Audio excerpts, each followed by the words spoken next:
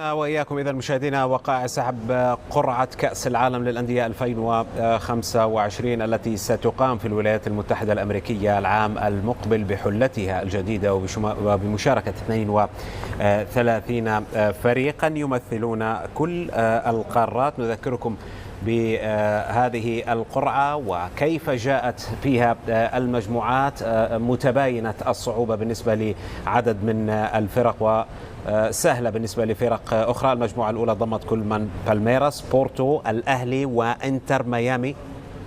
المجموعة الثانية والتي جاء على رأسها باريس سان جيرمان الفرنسي ضمت كذلك أتلتيكو مدريد الإسباني، ثم بوتافوغو البرازيلي وسياتل ساوندرز الأمريكي.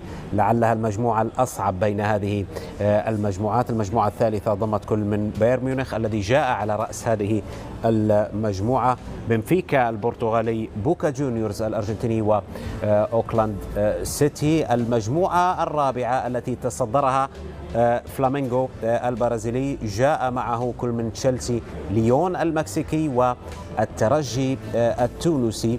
المجموعة الخامسة والتي ترأسها ريفر بليت، جاء فيها كذلك انتر ميلانو الإيطالي، مونتيري المكسيكي وأوراوا ريد دايموندز الياباني. أما المجموعة السادسة التي ترأسها فلومينينسي، جاء فيها كل من بروسيا دورتموند الألماني، أولسان هيونداي الكوري الجنوبي وماميلودي سان داونز الجنوب أفريقي. المجموعة السابعة التي ترأسها مانشستر سيتي، كذلك واحدة من أصعب المجموعات، جاء فيها كل من الوداد المغربي، العين الإماراتي ويوفنتوس الإيطالي. المجموعة الأخيرة أو الثامنة التي ترأسها ريال مدريد ضمت كل من الهلال السعودي، باتشوكا المكسيكي وزالزبورغ النمساوي. هكذا إذا جاءت قرعة كأس العالم للأندية، وهكذا هي المباريات التي ستخوضها الفرق العربية الخمسة المشاركة فيها.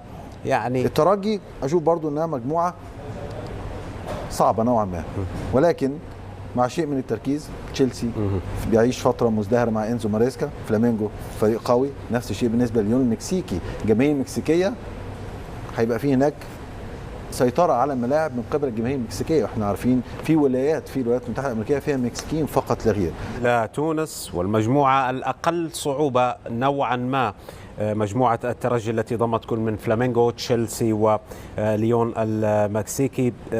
نافع، كيف جاءت ردود الأفعال على وقوع نادي الترجي في هذه المجموعة؟ وبما أن عمرو كان يتحدث عن التدعيمات، هل سنرى الترجي يدخل في تدعيمات كبيرة لجلب نجوم لهذه البطولة؟ مساء الخير جهاد، تحية لك للسامي وللكابتن هيثم أيضا في الاستوديو.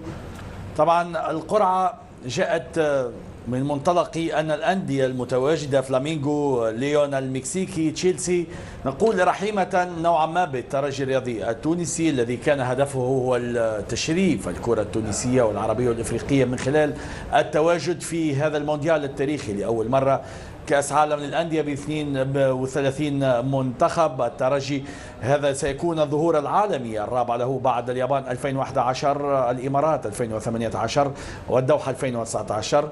هذه المشاركة تأتي لتؤكد أن الترجي يقدم شيء ممتاز على مستوى الكرة التونسية التي تعاني من مشاكل كبيرة في السنوات الأخيرة. العلامة المضيئة في الكرة التونسية بعنوان الترجي الذي ضمن تواجده في هذه المشاركة العالمية، وهذا شيء مهم للترجي كنادي وللكرة التونسية ككل التي نتمنى أن تستعيد بريقها على مستوى المنتخبات وبقية الأندية. نعود للترجي.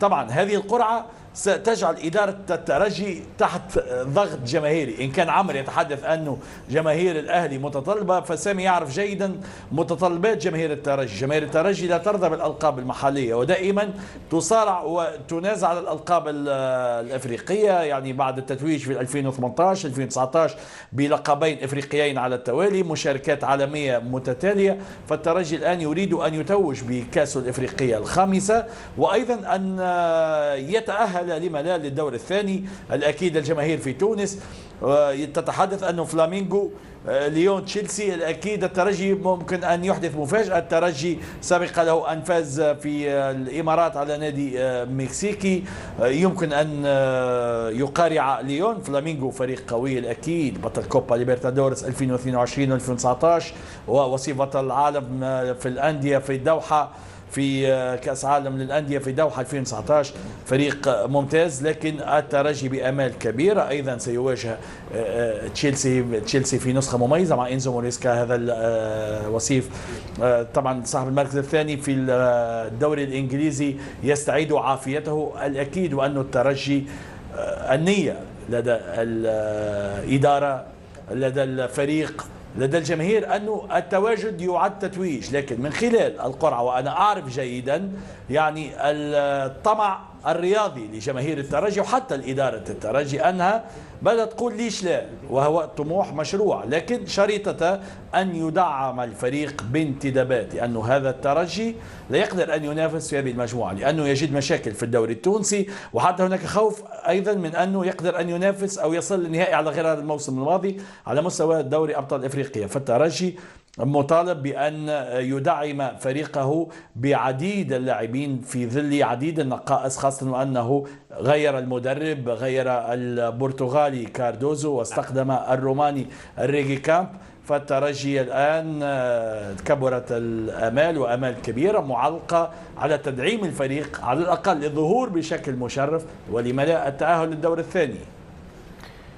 شكرا لك نافع. إلى العاصمة الرباط للوقوف عند أبرز ردود الأفعال حول المجموعة التي وقع فيها نادي الوداد المغربي. مشاهدينا، مع ردود الأفعال بالعودة إلى ميامي الأمريكية مع رياض بن نور نائب رئيس نادي الترجي، كيف علق على هذه القرعة؟ نتابع ثم نعود.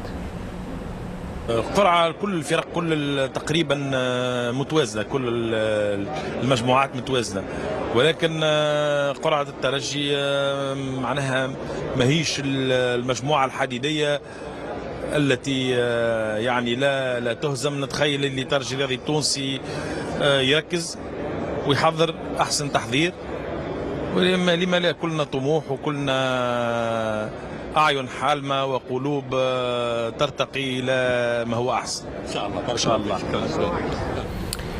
مجموعات صعبة من دون شك للفرق العربية. بالنسبة للأندية شمال أفريقيا أخص بالذكر مع الترجي والأهلي المصري والوداد كذلك، بالرغم الوداد ممكن الفترة هذه هو في فترة سيئة مقارنة بالأهلي المصري وبالنسبة للترجي، لكن الثلاثة أندية أنا نشوف اللي كانوا من المفروض على الإدارات متاع الأندية هذه تقوم باستثمارات على مستوى الانتدابات، تدعم الفريق بلاعبين مميزين، تدفع وتعرف اللي كونه معناتها العائد متاع الاستثمار هذا ينجم يكون مبلغ كبير وكبير جدا على كل المستويات. هذا ما كنا نتحدث عنه، انه الفرق ستقوم بعمل استثمارات الان وانتداب لاعبين كبار، وهذا ما قد يزيد الفجوة بين هذه الأندية ونظيراتها في الدوري المحلي. صحيح، وده بيبقى واضح.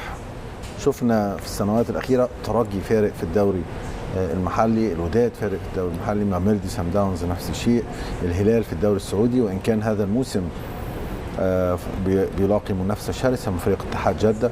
العين كان في أوج عطائه الموسم اللي فات وشفنا مشواره في تشامبيونز ليج الآسيوي، ولكن هذا الموسم في تراجع كبير في الأداء وفي المستوى. تم تغيير المدرب إرنان كريسبو وتعويضه بليوناردو جارديم. أشوف أن الأندية عندها حافز كبير إنها بتلعب قدام نجوم كبار في هذه البطولة، ويمكن الضغط على هؤلاء النجوم الكبار. يعني لما مباراة زي الأهلي وإنتر ميامي الكل بيرشح إنتر ميامي، الكل بيرشح ميسي. أنا أعتقد لعيبة الأهلي قادرة إنها تدخل مباراة في هذه البطولة السبعة. كوستاريكا قفزت، كله قال لك كوستاريكا الحلقة الأضعف، كوستاريكا اللي عايز يجيب أهداف في مباراة كوستاريكا، كوستاريكا اللي عايز يريح لعيبته يريحها في مباراة كوستاريكا جمعت نقاط بعدد كؤوس العالم اللي خدتها هذه الفرق، جابت 7 نقاط وأول مجموعة. فالترشيحات قبل البطولة شيء والأداء في البطولة شيء آخر.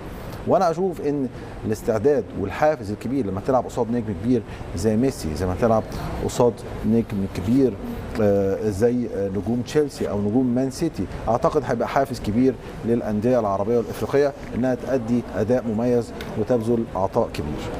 طيب